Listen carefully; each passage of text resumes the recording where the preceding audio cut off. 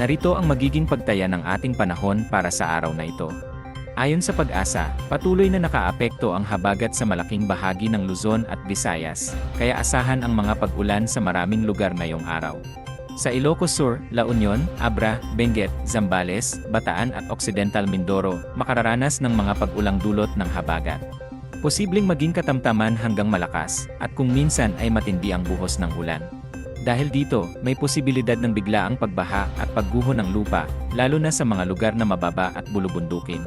Samantala, Metro Manila, ang natitirang bahagi ng Ilocos Region at Cordillera, Nueva Vizcaya, Tarlac, Nueva Ecija, Pampanga, Bulacan, Rizal, Cavite, Batangas, Oriental Mindoro at Antique ay makararanas din ng mga paminsan-minsang pag-ulan.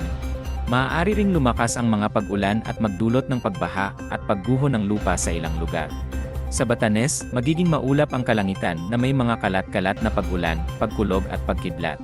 Posibleng magkaroon ng katamtaman hanggang malakas na buhos ng ulan na maaaring magdulot ng pagbaha o pagguho ng lupa.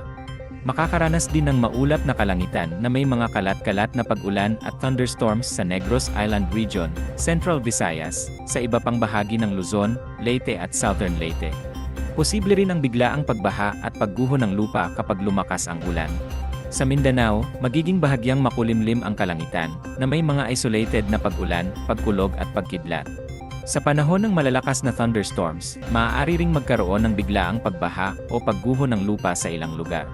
Samantala, malalakas na hangin ang mararanasan sa extreme northern Luzon, habang katamtaman hanggang malakas naman ang hangin sa malaking bahagi ng Luzon, Visayas at Mindanao.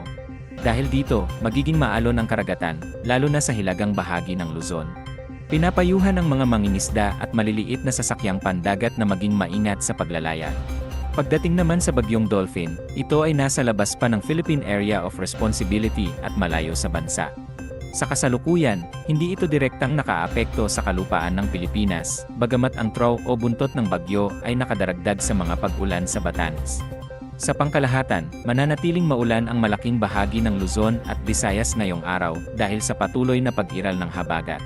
Pinapayuhan ang lahat na manatiling nakatutok sa mga susunod na weather update, lalo na kung nasa lugar na madalas bahain o magkaroon ng pagguho ng lupa.